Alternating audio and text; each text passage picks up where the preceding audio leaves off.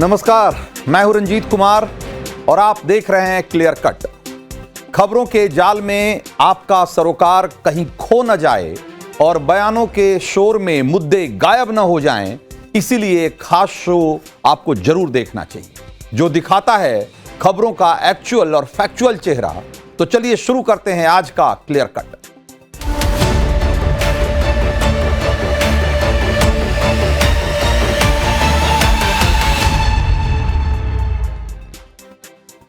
तो टैरिफ वाली टेंशन और प्रधानमंत्री नरेंद्र मोदी की जापान यात्रा के बीच आज एक ऐसी खबर सामने आई जिसने फिर से बता दिया कि तरक्की की राह पर भारत की रफ्तार न सिर्फ जबरदस्त है बल्कि ग्रोथ की हमारी गाड़ी भी फुल स्पीड में आगे बढ़ रही है। आज फाइनेंशियल ईयर 2025-26 की पहली तिमाही के जीडीपी के आंकड़े जारी किए गए, जिसमें भारत के विकास की दर रही 7.8%। पिछले साल इसी तिमाही में विकास दर थी सिर्फ 6.5%। तो 6.5% से 7.8%। यह उछाल इसलिए भी हौसला बढ़ाने वाली है क्योंकि आरबीआई ने अनुमान लगाया था कि हमारा विकास दर 6.5% ही रहेगा, यानी कि जितना पिछले साल था कमोबेश उतना ही इस साल भी रहने वाला है। लेकिन हर अनुमान को पीछे छोड़कर हिंदुस्तान आगे बढ़ रहा है। हालांकि ये ग्रोथ अमेरिका की तरफ से भारत पर जो ऊंचा टैरिफ लगाया गया है उससे पहले का है, लेकिन इससे एक बात तो साफ हो गई है कि जब विकास की स्पीड अच्छी होती है तो बेशक आगे छोटे मोटे गड्ढे मिलेंगे तो भी हमारी स्पीड उतनी कम नहीं होगी, गाड़ी हमारी रुकने वाली नहीं है। और आज के आंकड़ों से यह भी साफ हो गया कि भारत के पास दुनिया की सबसे तेजी से बढ़ने वाली प्रमुख अर्थव्यवस्था का तमगा बरकरार रहने वाला है, क्योंकि दुनिया के बाकी देश हमसे काफी पीछे। चीन की जीडीपी ग्रोथ इसी दौरान 5.2% की रही और अमेरिका उससे भी पीछे है, वहां इसी दौरान विकास दर 3.3% की रही। यानी हम सबसे तेजी से बढ़ रहे दुनिया की बड़ी अर्थव्यवस्थाओं में से एक है, या यूं कहें कि बड़ी अर्थव्यवस्था जो दुनिया की सारी बड़ी अर्थव्यवस्थाएं हैं उसमें सबसे तेजी से तरक्की कर रहा है आज की तारीख में हिंदुस्तान। और इतनी तेजी से आगे बढ़ रहे हैं कि आईएमएफ का मानना है कि आने वाले सालों में भारत की अर्थव्यवस्था जर्मनी को पीछे छोड़कर दुनिया की तीसरी सबसे बड़ी अर्थव्यवस्था बन जाएगी। और एक और रिपोर्ट, अर्नेस्ट एंड यंग की जो रिपोर्ट है, जो ताजा रिपोर्ट, वो तो यह कहती है कि इसी रफ्तार से अगर हम चलें तो साल 2038 तक भारत अमेरिका को पीछे छोड़कर दुनिया की दूसरी सबसे बड़ी अर्थव्यवस्था बन जाएगी। और रिपोर्ट में यह भी कहा गया है कि अगर भारत की वर्तमान आर्थिक विकास दर बनी रही तो परचेजिंग पावर पैरिटी के आधार पर, यानी कि पीपीपी जो बेसिस होता है उसके आधार पर भारत की जीडीपी 2038 तक 34.2 ट्रिलियन डॉलर तक पहुंच सकती है, यानी कि करीब करीब 35 ट्रिलियन डॉलर। यानी कि टैरिफ वाली टेंशन से बहुत नाउम्मीद होने की जरूरत नहीं है। अगर अमेरिकी दरवाजा बंद होता है तो दुनिया में बहुत सारे दूसरे देश हैं जो भारत के लिए दरवाजा खोलकर खड़े। उदाहरण के लिए अभी प्रधानमंत्री मोदी जापान के दौरे पर हैं और दोनों देशों के पहले से मजबूत रिश्ते अब एक तरीके से नई ऊंचाई की तरफ बढ़ रहे हैं। एक बार सुनिए जरा पीएम मोदी क्या कह रहे हैं। जापान टेक पावर हाउस है और भारत एक टैलेंट पावर हाउस है। जापान की टेक्नोलॉजी और भारत का टैलेंट मिलकर इस सदी के टेक रिवॉल्यूशन का नेतृत्व कर सकते हैं। तो प्रधानमंत्री नरेंद्र मोदी की जापान यात्रा वैश्विक कूटनीति में वैसे भी एक महत्वपूर्ण मोड़ की तरह देखा जा रहा है। और कैसे, जरा इसको समझिए। तो पहली बात तो यह है कि यात्रा एक ऐसे समय में हो रही है जब ट्रंप की टैरिफ दादागिरी का सामना भारत कूटनीतिक तरीके से करने की कोशिश में जुटा हुआ है और साथ के साथ दूसरे बड़े बाजारों की तलाश भी कर रहा है। और ऐसे में जापान जैसे देश की यात्रा, चीन जैसे देश की यात्रा, ये बताता है कि जो भारत है वो किस तरीके से अमेरिकी दादागिरी के खिलाफ जो दुनिया के बाकी बड़ी अर्थव्यवस्थाएं हैं उनको एकजुट करने में लगा हुआ। दूसरी महत्वपूर्ण बात इसमें यह है कि अमेरिका के टैरिफ वाले टेंशन की वजह से ये एक तरीके से नाजुक समय जिसमें भारत को अंतर्राष्ट्रीय मंचों पर जापान जैसे सहयोगी की जरूरत है, जो अमेरिका के साथ भारत के मसले को एक विकासशील देश के नजरिए से देखता है। और तीसरी जो बात है, जापान इस वक्त भारत की चिंताओं को समझने वाला मददगार साबित हो सकता है, क्योंकि जापान खुद भी ट्रंप की मनमानी टैरिफ जो डिप्लोमेसी है उनकी, या जो टैरिफ का हंटर है, वो उसका शिकार है, उससे परेशान है। और चौथी बात है कि जापान भारत में निवेश करने के मामले में 5वें नंबर पर है, यानी कि हमारे यहां जितनी FDI आती है उसमें 5वें नंबर पर जापान है। जापान ने दिसंबर 2024 तक $43.2 बिलियन का निवेश किया है भारत में। जापान की बड़ी कंपनियां जैसे कि सुजुकी मोटर्स अगले दशक में भारत में 10 ट्रिलियन येन यानी कि करीब $68 बिलियन का निवेश करने की योजना बना रही है। यानी जापान भारत की आर्थिक तरक्की का एक भरोसेमंद साझेदार है और भारत को मेट्रो ट्रेन, बुलेट ट्रेन और ऐसी तमाम तकनीक देने के मामले में भी वो अमेरिका के मुकाबले भारत के साथ बेहतर संबंध बनाए रखा है उसने। और एक तरीके से देखा जाए तो जो जापान के साथ हमारा जो रिश्ता है वो एक तो भरोसेमंद है ही और एक टाइम टेस्टेड भी है। और जैसा कि प्रधानमंत्री मोदी ने एक उसका खाका तैयार किया है, एक खाका खींचने की कोशिश की, जैसा कि उन्होंने भाषण में कहा कि भाई हमारा टैलेंट और आपकी टेक्नोलॉजी दोनों अगर एक हो जाएं तो हम दुनिया में नई क्रांति लिख सकते हैं। इसी तरीके से उन्होंने जापानी कंपनियों को यह भी कहा कि आप भारत में आकर बनाइए, make in India and make for world. उन्होंने कहा कि भाई पूरी दुनिया के लिए आप प्रोडक्शन भारत में कर सकते हैं और उसकी तमाम सहूलियतें और उसके लिए जो कुछ भी करने की जरूरत होगी उसको मुमकिन करने के लिए भारत तो करने के लिए तैयार है। इसके अलावा जो एक महत्वपूर्ण बात यह है कि भारत और जापान के बीच में जो फ्यूचर टेक्नोलॉजी है और उद्योग की जो नई संभावनाएं हैं, जैसे कि आप यूं समझिए कि लिथियम बैटरी या रोबोटिक्स, सेमीकंडक्टर या एयरक्राफ्ट प्रोडक्शन में, या आप समझिए परमाणु ऊर्जा में, ऐसे तमाम ऐसे सेक्टर हैं जहां पर कि भारत और जापान के बीच में एक अच्छी साझेदारी बन सकती है। और पीएम मोदी की जो जापान यात्रा है उसका एक बड़ा उद्देश्य यह भी है कि जो क्वाड है जिसमें कि भारत, जापान, अमेरिका और ऑस्ट्रेलिया शामिल हैं, इसको भी एक तरीके से मजबूत किया जाए। और इसके जरिए इसको जब मजबूती मिलेगी तो जाहिर सी बात है कि इसका असर भारत और अमेरिका के संबंधों पे भी पड़ेगा, जो कि हाल के दिनों में एक टैरिफ टेररिज्म से एक तरीके से त्रस्त है। तो ट्रंप ने जब दोबारा सत्ता संभाली थी तो ऐसा लग रहा था उस समय कि ट्रंप का जो मेन टारगेट है वो चीन है।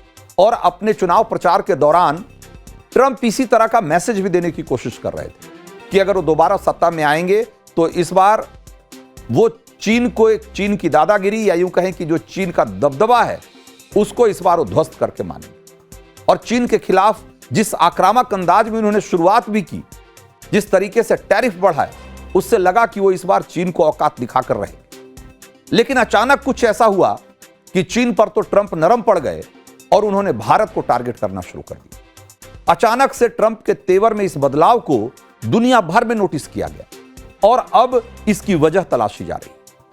अमेरिका की एक बहुत ही प्रतिष्ठित फाइनेंशियल सर्विस कंपनी है, नाम है जेफरीज, और इस कंपनी ने अपनी रिपोर्ट में लिखा है कि ट्रंप इस गुस्से में भारत पर टैरिफ बढ़ाए जा रहे हैं क्योंकि भारत ट्रंप और उनके नोबेल ड्रीम के बीच में आ रहा है। यानी कि ट्रंप को ऐसा लगता है कि भारत की वजह से उन्हें नोबेल पुरस्कार नहीं मिल पा रहा। यह बात जगजाहिर है कि ट्रंप नोबेल के लिए उतावले हुए पड़े। अपने आप को ओबामा से आगे देखने की चाहत में वो जल्द से जल्द नोबेल शांति पुरस्कार हासिल करने का सपना देख रहे हैं। लेकिन ट्रंप को लग रहा है कि भारत की वजह से उनका नोबेल ड्रीम कहीं अधूरा न रह जाए, क्योंकि अजरबैजान, अर्मेनिया, कंबोडिया, थाईलैंड और यहां तक कि पाकिस्तान भी आगे बढ़ बढ़कर बोल रहा है कि ट्रंप ही सच्चे शांति दूत। लेकिन ट्रंप के लाख दावों के बाद भी भारत ये नहीं मान रहा कि पाकिस्तान से लड़ाई रुकवाने में ट्रंप का कोई रोल था। ऐसे में नोबेल शांति पुरस्कार के लिए एक मजबूत आधार खिसकता हुआ देख रहे हैं ट्रंप, और यह बात उनको रास नहीं आ रही, यह बात वो पचा नहीं पा रहे। जेफरीज की रिपोर्ट में साफ साफ लिखा गया है कि यह ट्रंप की व्यक्तिगत खुन्नस है, जिसके कारण अमेरिका ने भारत पर अभूतपूर्व 50% शुल्क लगाया है। अमेरिकी रिपोर्ट में भी कहा गया है कि भारी आर्थिक नुकसान की आशंकाओं के बीच भी भारत तीसरे पक्ष की मध्यस्थता नहीं करने की या नहीं स्वीकार करने की अपनी लक्ष्मण रेखा पर कायम है, जिससे ट्रंप को चोट पहुंची। जेफरीज की रिपोर्ट में भी बताया गया है कि ट्रंप सरकार भारत के कृषि और डेयरी बाजारों में एंट्री मांग रही थी, जो नई दिल्ली के लिए एक रेड लाइन। जाहिर है कि दोनों मामलों में पीएम मोदी न झुकेंगे न दादागिरी सहेंगे, और यह वाला रिस्पांस जो है ट्रंप को नागवार गुजर रहा है। और ये कितना नागवार गुजर रहा है, इसको इस बात से समझ लीजिए कि आज ट्रंप सरकार साम दाम दंड भेद यानी जैसे भी हो कुछ भी करके भारत को झुकाने के लिए पूरी ताकत लगा रखी है उन्होंने। इतना ही नहीं, अब तो धमकियों का खेल भी शुरू हो गया। कल ही हमने आपको बताया था कि कैसे ट्रंप के सलाहकार पीटर नवारो खुलेआम में फेक न्यूज फैलाने में जुटे हुए थे कि भारत ट्रंप की बात नहीं मानकर बड़ी गलती कर रहा है, रूसी तेल खरीदकर यूक्रेन में लोगों को मरवा रहा है, और जो यूक्रेन और रूस के बीच में हो रहा है असल में उसकी पूरी जिम्मेदारी भारत की है। और आज ट्रंप के एक और सलाहकार की दिमागी बत्ती जली। इस बार राष्ट्रपति ट्रंप के आर्थिक सलाहकार हैं केविन हैसेट, वो सामने आए हैं और जरा उनकी धमकी देखिए। वो कह रहे हैं कि अगर भारत झुकने से इनकार करता है तो राष्ट्रपति ट्रंप अपना रुख नरम नहीं करेंगे।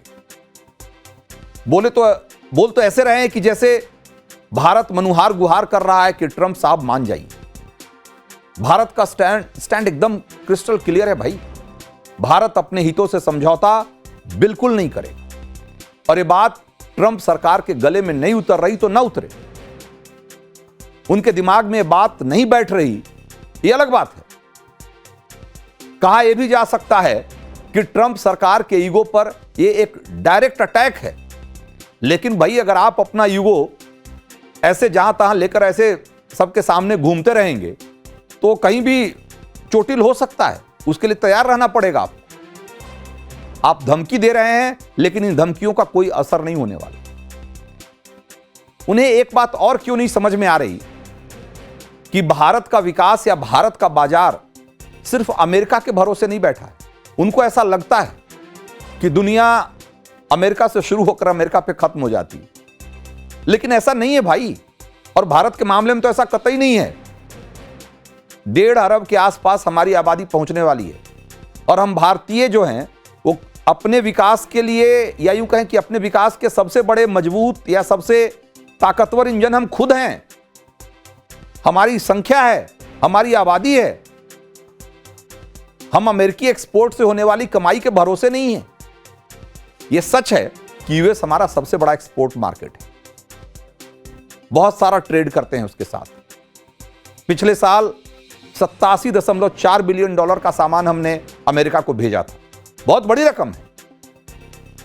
लेकिन यह रकम हमारी जीडीपी का सिर्फ 2% है, 2%। और अमेरिकियों को भी यह देख लेना चाहिए कि इस जीडीपी में जो सबसे बड़ा हिस्सा है वो किसका है। वो हमारा डोमेस्टिक जो मार्केट है, सबसे बड़ी हिस्सेदारी उसकी है भाई। 60% हमारे जीडीपी में 60% हिस्सेदारी हमारे घरेलू बाजार की है। यानी हम अमेरिका सामान नहीं भेजेंगे तो भूखे नहीं मरने वाले। हां, थोड़ी बहुत दिक्कत होगी फिलहाल के लिए, तो झेल लिया जाएगा, और कल को दूसरा विदेशी बाजार भी मिल जाएगा। यूरोप से लेकर रूस तक, जापान से लेकर ऑस्ट्रेलिया तक, बहुत सारे और भी देश हैं। और यह बात ट्रंप सरकार भले न समझे, खुद बहुत सारे अमेरिकी विशेषज्ञों को यह बात समझ में आ रही है और खूब भली भांति आ रही है। उन्हीं में से एक हैं अमेरिका के जाने माने अर्थशास्त्री रिचर्ड वुल्फ। उन्होंने कहा कि भारत के खिलाफ सख्ती की नौटंकी करके भारत पर 50% टैरिफ लगाकर अमेरिका अपने ही पैरों पे कुल्हाड़ी मार रहा है। आप खुद सुनिए ऐसा कहने के पीछे वो क्या वजह गिना रहे हैं। If you shut off the United States to India by big tariffs, India will have to find other places to sell its exports. But like Russia found another place to buy to sell its energy, India will sell its exports no longer to the United States, but to the rest of the BRICS. And what you're doing is you're hothouse fashion developing the BRICS to be an ever larger, more integrated and successful economic alternative to the West. तो Richard wolf कह रहे हैं कि भाई कहां तो Trump चले थे कि ब्रिक्स की ईंटें हिलाने, है ना, लेकिन उल्टे उनके फैसलों की वजह से ब्रिक्स की इमारत और बुलंद होती हुई दिखाई दे रही है। और एक खुद अमेरिकी अर्थशास्त्री मान रहे हैं कि ब्राजील, रूस, भारत, चीन और दक्षिण अफ्रीका का जो ये समूह है ब्रिक्स, जिस दिन स्थानीय मुद्रा में एक तरीके से व्यापार करना शुरू कर देगा, या इन्होंने फैसला कर लिया कि हम अपनी अपनी मुद्राओं में व्यापार शुरू करेंगे या एक कॉमन करेंसी ले आएंगे, उस दिन अमेरिका का क्या होगा, यह सोचकर उनको पसीने आ रहे हैं। और ट्रंप कहां तो कह रहे थे कि भाई ये ब्रिक्स तो डेड है और यहां कुछ नहीं हो सकता, और अगर इन्होंने कोई डॉलर का अल्टरनेटिव या उसका कोई ऑप्शन तलाशने की कोशिश की तो हम और उनको टैरिफ लगा देंगे। लेकिन ऐसा करके वो ब्रिक्स को कमजोर नहीं कर सकते या कमजोर नहीं कर रहे, बल्कि उसको और मजबूत कर रहे हैं, क्योंकि भारत समेत दुनिया के तमाम देशों को लगने लगा है कि ट्रंप की अगुवाई में अमेरिका एक भरोसेमंद पार्टनर नहीं है। अमेरिका भरोसेमंद पार्टनर है ही नहीं, यह बात तो दुनिया के तमाम देश वैसे भी मानते थे, क्योंकि चाहे अगुवाई कोई कर रहा हो, अमेरिका भरोसेमंद पार्टनर नहीं है। लेकिन ट्रंप की अगुवाई में तो कतई नहीं है, यह बात लोगों को समझ में आने लगी। और जैसा कि पिछले दिनों विदेश मंत्री ने जयशंकर ने कहा था कि कोरोना के बाद दुनिया ने जिस तरह का समीकरण दुनिया में बदला है, भारत ने उससे एक बड़ा सबक लिया है। और उसमें से जो सबसे बड़ा सबक है वो ये है कि हर हाल में आपको ऐसे पार्टनर्स की जरूरत होती है जिस पर कि आप किसी भी परिस्थिति में भरोसा कर सकें। और यह बहुत बड़ी ताकत होती है किसी भी देश के लिए। और अमेरिका ट्रंप की अगुवाई में आज जिस तरह के फैसले कर रहा है, यह भरोसा पूरी दुनिया का हिला है, और इसका नुकसान सिर्फ अमेरिका को उठाना पड़ेगा देर से देर। और यह बात ट्रंप जैसे लोग जितनी जल्दी समझ लेंगे, यह भारत, अमेरिका ही नहीं, पूरी दुनिया के लिए भी उतना ही अच्छा होगा। तो क्लियर कट में अब आगे बढ़ते हैं और दिखाते हैं कि बिहार में गाली वाली बोली से क्या महागठबंधन ने एक बड़ा सेल्फ गोल कर लिया है।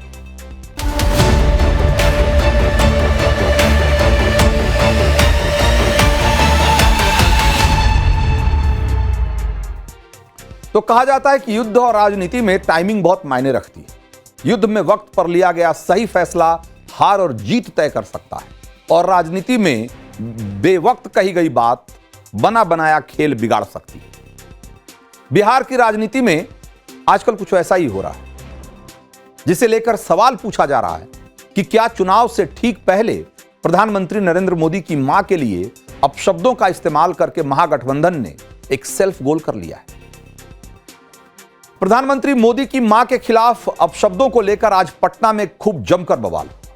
राहुल गांधी के खिलाफ नारेबाजी करते हुए बीजेपी कार्यकर्ता कांग्रेस दफ्तर के बाहर पहुंचे, और दूसरी तरफ कांग्रेस कार्यकर्ता पहले से दफ्तर में मौजूद थे ही, तो दोनों आमने सामने हुए और बवाल बड़ा हो गया। दोनों तरफ से खूब जमकर लाठी डंडे ईंट पत्थर चले, कई गाड़ियों में भी तोड़फोड़ की गई। बवाल के बाद पुलिस ने मोर्चा संभाला, तब जाकर हालात काबू में किया जा सका। पटना में पुलिस ने भले ही हंगामा शांत करा दिया, लेकिन एक बात तय हो गई है कि यह बात दूर तलक जाएगी। यह स्पष्ट है कि बिहार में महागठबंधन के खिलाफ बीजेपी को एक सॉलिड हथियार मिल चुका है। अब सवाल यह है कि क्या कांग्रेस को गाली वाली बोली चुनाव में भारी पड़ने वाली है? क्या महिलाओं का सम्मान और सुरक्षा बिहार चुनाव में एक बड़ा मुद्दा बनने वाला है? क्या प्रधानमंत्री की मां के खिलाफ बोले गए अपशब्द बिहार चुनाव का नतीजा तय करने वाले? इन सवालों पर आगे बात करेंगे, लेकिन पहले पूरा वाकया सिलसिलेवार तरीके से समझिए कि यह हुआ क्या, इसकी शुरुआत कैसे हुई। तो यह 27 अगस्त का किस्सा है। राहुल गांधी और तेजस्वी के वोटर अधिकार यात्रा के लिए दरभंगा में मंच लगाया गया था। राहुल और तेजस्वी का काफिला गुजर जाने के बाद उसी मंच से प्रधानमंत्री मोदी की मां के लिए अभद्र भाषा का इस्तेमाल किया गया। इतना ही नहीं, गाली वाले वीडियो को सोशल मीडिया पर खूब वायरल भी किया गया। पुलिस ने फिलहाल गाली देने वाले शख्स को गिरफ्तार कर लिया है, जिसका नाम रफीक उर्फ राजा है और जो कि दरभंगा का ही रहने वाला है। तो एक शख्स जो कि देश की सत्ता के शिखर पर विराजमान है, देश का प्रधानमंत्री है, जिनका सम्मान देश ही नहीं बल्कि दुनिया के तमाम बड़े लीडर करते हैं, उस आदमी के लिए इस तरह की भाषा का इस्तेमाल कोई कैसे कर सकता है? सवाल यह है कि एक मामूली कांग्रेस कार्यकर्ता की इतनी हिम्मत कैसे हो जाती है कि वो माइक पकड़कर सरेआम मंच से प्रधानमंत्री मोदी की मां को सरेआम गालियां दे देता है। तो इसको समझने की जरूरत है, और जब आप इसको समझेंगे तो इसकी वजह भी आपको समझ में आएगी। पहली बात तो यह है कि कांग्रेस गाली देने वाले किसी भी नेता या कार्यकर्ता के खिलाफ कभी कोई एक्शन नहीं लेती। इसके उलट प्रधानमंत्री मोदी को तो अगर कोई गाली दे दे तो कांग्रेस में उसको सम्मानित किया जाता है, विधायक और सांसदी का टिकट दिया जाता है, वो बड़ा नेता हो जाता है भाई पार्टी में। कांग्रेस में मोदी को गाली देने वालों का करियर बन जाता है एक तरीके से। याद करिए, नरेंद्र मोदी को बोटी बोटी काटने की धमकी देने वाले इमरान मसूद को कांग्रेस ने कैसे गले लगाया, सांसद बनाया। इमरान मसूद आज राहुल और प्रियंका की किचन कैबिनेट का हिस्सा है एक तरीके से।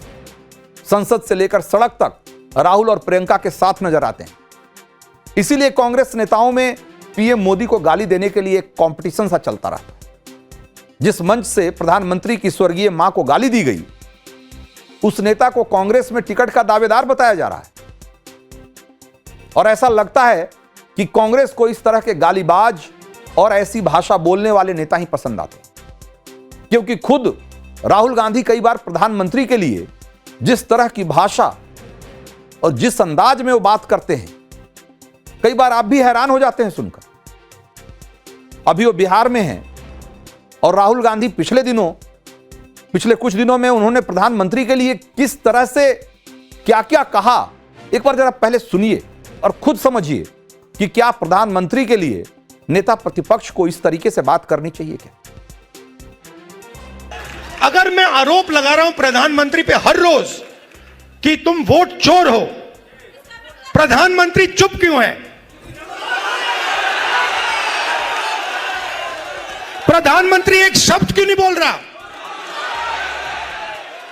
क्योंकि प्रधानमंत्री वोट चोर है और वो जानता है कि हमने उसको पकड़ लिया है। तो राहुल गांधी रोज इसी तरह की भाषा में बात करते, एक शब्द नहीं बोल रहा, वोट चोर है, जानता है।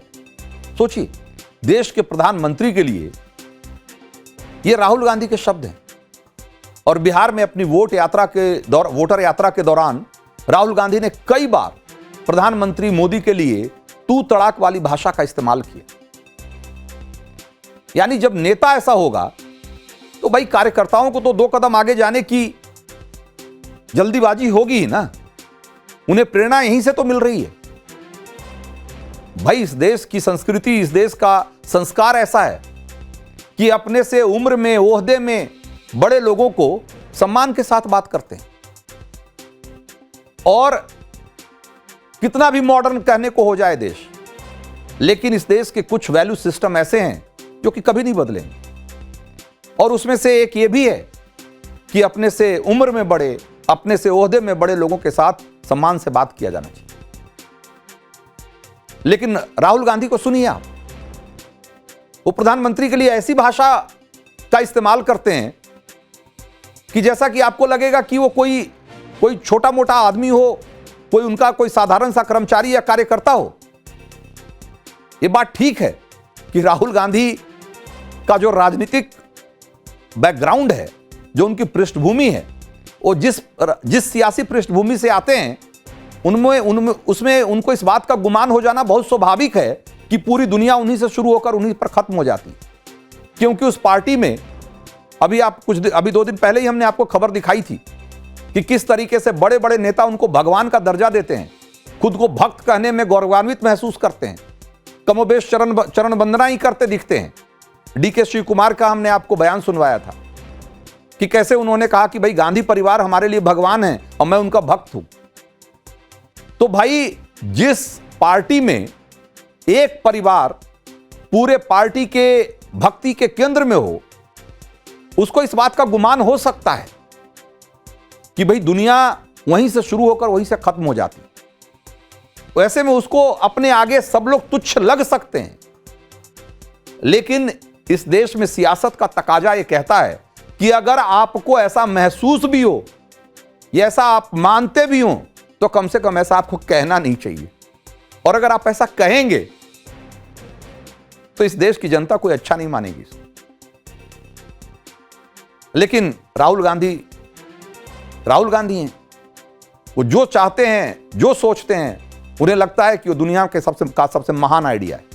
वो जो बोलते हैं उनको लगता है कि ये दुनिया में कही जा सकने वाली सबसे महान बात है, तो कहते हैं। लेकिन कांग्रेस के प्रवक्ताओं की जब दलील सुनेंगे तो आप और हैरान रह जाएंगे। वो उनसे भी 2 कदम आगे हैं। कांग्रेस के मीडिया प्रभारी हैं पवन खेड़ा, वो क्या कह रहे हैं सुनिए एक बार जरा। किसने की टिप्पणी? इन्हीं के एजेंट घूमते रहते हैं, करते रहते हैं बदमाशी, और फिर यही मुद्दा बनाते हैं ताकि यात्रा से ध्यान हटा सके। ये बौखलाए हुए हैं हमारी इस यात्रा से। इनकी चोरी पकड़ी गई है इसलिए बौखलाए हुए हैं। कौन है जो गिरफ्तार हुआ है, किसका आदमी है, किसने करवाया, उससे पता लगाइए। तो उल्टा चोर कोतवाल को डांटे, इसी को कहा जाता है शायद। कांग्रेस नेता ने मंच लगाया, कांग्रेस नेताओं के लिए मंच लगाया, और कांग्रेस के मंच से ही कांग्रेसी कार्यकर्ता ने प्रधानमंत्री नरेंद्र मोदी की स्वर्गीय मां को गाली दी, खुलेआम दी। लेकिन कांग्रेस, आप सुन ही रहे हैं, गजब की थेथ रही है। और इस मामले में बिहार में जो कांग्रेस की सहयोगी आरजेडी है, वो भी कम नहीं है। आरजेडी के सांसद है मनोज झा, सुनिए एक बार उनको। दरभंगा के जिस मंच का मतलब संदर्भ दे रहे हैं, तथाकथित रूप से गाली दी गई अपशब्द, कोई उसके पक्ष में नहीं खड़ा हो सकता। हम बीजेपी से भाषा के स्तर पर भी लड़ रहे हैं, क्योंकि उनकी भाषा। मनोज झा कह रहे हैं कि राहुल गांधी और तेजस्वी मंच पर नहीं थे। ठीक है, सच्चाई भी है, लेकिन यह भी सच है कि राहुल गांधी और तेजस्वी के लिए लगाए गए कांग्रेस के मंच से ही गाली दी गई, और उस कार्यकर्ता के खिलाफ और ऐसे तमाम कार्यकर्ताओं के खिलाफ आज तक कोई कार्रवाई नहीं हुई जिसने प्रधानमंत्री मोदी या उनकी मां या उनके परिवार के लिए गालियां दी या बेहद अभद्र टिप्पणियां की। इसीलिए जो बीजेपी है आज कांग्रेस को भाषा की मर्यादा दिखा रही। मैं आज कांग्रेस के नेताओं को कहना चाहता हूं, जितनी ज्यादा गालियां मोदी जी को आप दोगे, कमल का फूल इतना ही बड़ा होकर खिलकर आसमान तक पहुंचेगा। और हर चुनाव में आपने प्रयास कर दिखाए, फिर भी कुछ सीखना नहीं चाहते। हर चुनाव में गाली दिया, मुंह की खाई। इन लोगों को समझना चाहिए, भारत के प्रधानमंत्री मोदी जी दुनिया के सबसे लोकप्रिय नेता हैं, और प्रधानमंत्री मोदी जी के प्रति अब शब्दों का प्रयोग करने का मतलब सूरज पे थूकने जैसा है। ये थूक इनके ऊपर आ रहा है। तो दरभंगा के एक छोटे से मंच से दी गई गाली आज पूरे हिंदुस्तान में गूंज रही है और पूरे चुनाव गूंजती रहेगी, इसमें भी कोई दो मत नहीं। वैसे बात सिर्फ सियासत की नहीं है, देश के प्रधानमंत्री के खिलाफ इस तरह की गाली बाली बोली जो है वो देश के हर नागरिक को नागवार गुजरेगी। क्या कांग्रेस इससे इत्तेफाक रखती है? कांग्रेस का कोई नेता अपनी पुरानी गलतियों से सबक सीखता है क्या? शायद नहीं सीखता, क्योंकि प्रधानमंत्री नरेंद्र मोदी को गाली देने वाले कांग्रेसी नेताओं की एक लंबी फहरिस्त है। आप याद करिए, 2013 में जयराम रमेश ने नरेंद्र मोदी को भस्मासुर कहा। 14 में मणिशंकर अय्यर आ गए, उन्होंने कहा कि वो चाय वाला है, वो क्या ही प्रधानमंत्री बनेगा। 2014 में सहारनपुर में कांग्रेस के उम्मीदवार इमरान मसूद, पहले ही बताया आपको, मोदी को बोटी बोटी वाली धमकी दी। फिर 2017 में मणिशंकर अय्यर दोबारा उन्होंने कहा कि नीच इंसान। सोचिए, 2019 में लोकसभा चुनाव के दौरान राहुल गांधी चौकीदार चोर का नारा लगाते रहे और अब जो है वोट चोर कह रहे हैं। भाई लोग कहते हैं कि अगर आप फहरिस्त, अगर एक सूची बनाएंगे, आप लिस्ट बनाएंगे, तो 100 से ज्यादा गालियां हैं जो कि कांग्रेस के अलग अलग नेताओं ने प्रधानमंत्री मोदी को दी। भाई लोग कह रहे हैं कि राहुल गांधी जिस अंदाज में बात करते हैं, उनके बात करने के अंदाज से उनके कार्यकर्ताओं को ताकत मिलती है इस बात के लिए कि वो प्रधानमंत्री मोदी के लिए इस तरह के अपशब्द कहें। क्योंकि जिस तरह की तू तड़ाक वाली भाषा का इस्तेमाल करते हैं राहुल गांधी, ऐसा लगता है कि अगर सामने वाले को जब तक आप नीचा नहीं दिखाओगे, उसको छोटा और तुच्छ नहीं बताओगे, तब तक आप बड़े नहीं हो सकते। प्रधानमंत्री मोदी कहते हैं कि दूसरों की लकीर छोटी करने में नहीं, अपनी लकीर बड़ी करने में यकीन करो। राहुल गांधी को लगता है कि अपनी लकीर तो खैर जो है सो है ही, सामने वाले की लकीर मिटाओ, उसकी छोटी करो। इसलिए वो उनकी बात सुनिए, उनको ऐसा, आपको ऐसा लगेगा कि वो देश के प्रधानमंत्री के लिए बात नहीं कर रहे, वो उनके अपने छोटे कोई अपने। भाई राजनीति तो ऐसी चीज है, सियासत तो ऐसी चीज है कि एक एक वोटर का, एक एक आदमी, छोटे से छोटे आदमी का आपको सम्मान करना पड़ता है। आप कैसे बात करते हैं, आप उनको कैसे प्रतिष्ठा देते हैं, कैसे इज्जत देते हैं, इस बात से तय होता है कि आप कितने बड़े नेता हैं, और ये नेताओं का भविष्य तय करती है। लेकिन प्रधानमंत्री मोदी के लिए जिस तरीके से राहुल गांधी बात करते हैं, आपको लगेगा कि ऐसा तो कोई अपने छोटे से छोटे कार्यकर्ता के लिए भी कोई नेता बात नहीं कर सकता। एक बार और सुनिए राहुल गांधी को जरा। डोनाल्ड ट्रंप कहता है मैंने फोन उठाया और मैंने नरेंद्र मोदी को फोन किया और मैंने उसे कहा कि 24 घंटे में युद्ध को बंद करो। और फिर कहता है मैंने सोचा 24 घंटे में करेगा, उसने 5 घंटों में बंद कर दिया। मतलब डरपोक है। मैंने नरेंद्र मोदी को लोकसभा में बोला, अगर दम है तो बोलो कि डोनाल्ड ट्रंप झूठ बोल रहा है, बोलो। 40 बार उसने बोला है, नरेंद्र मोदी के मुंह से चू तक बात नहीं निकली। लोकसभा में ट्रंप को एक शब्द नहीं बोल पाया। कैसा प्रधानमंत्री है, कैसा आदमी है। तो वैसे बहुत सारे लोग ये भी मानते हैं कि राहुल गांधी जिस तरीके की भाषा में बात करते हैं प्रधानमंत्री मोदी के लिए खास तौर पे, असल में उनकी हताशा झलकती है। ये एक तरह की खीज है, एक व्यक्तिगत खुन्नस है जो कि इस तरीके से सामने आती है, और उसके पीछे उनका नतीजा है। पिछले 1 दशक में कांग्रेस राष्ट्रीय और राज्य स्तर पर लगातार चुनावें हारती रही। 2014 में कांग्रेस को सिर्फ 44 सीटें मिली, 19 में 52 सीटें, 24 में जैसे तैसे 100 सीटों के करीब जरूर पहुंच गई। लेकिन आप देखिए कि लोकसभा में जो जिस तरह की सफलता मिल रही है, राज्य में भी, अगर राज्य के चुनावों में भी आप देखेंगे तो कोई अच्छी सफलता उन्हें नहीं मिली। तेलंगाना, हिमाचल और कर्नाटक को छोड़ दिया जाए तो कोई बहुत बड़ी जीत नहीं है। बिहार में जमीन जरूर तलाश रहे हैं, लेकिन वो जमीन मिलेगी भी कि नहीं मिलेगी, और जिस तरीके से जमीन कब्जाने में की कोशिश कर रहे हैं, मुझे नहीं लगता है कि बिहार के लोग इससे बहुत खुश होंगे। और गाली गलौज के जरिए अगर आपको लगता है कि आप अपनी सियासी जमीन, खोई हुई सियासी जमीन वापस पा लेंगे, रणनीति के बजाय गालियां ही आपको सियासत में आपको कामयाबी दिला देंगी, तो मुझे लगता है कि राहुल गांधी का एक फिर से कहा जाए कि एक गलत रणनीति है जो कि वो गलत जगह पे आजमा रहे हैं। तो आज क्लियर कट में बस इतना ही।